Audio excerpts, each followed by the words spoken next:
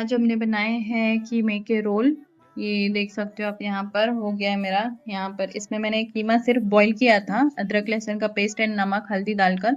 Then उसके बाद हमने डाला उसके अंदर मिर्ची पाउडर एंड धनिया पाउडर।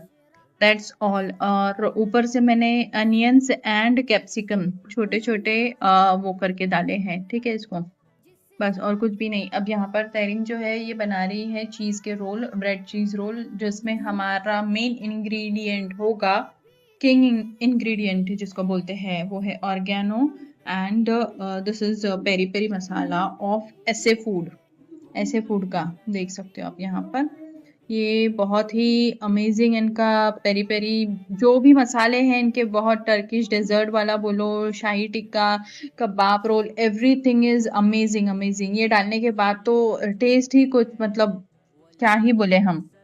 जरूर आप ट्राई करना ऐसे फूड्स का।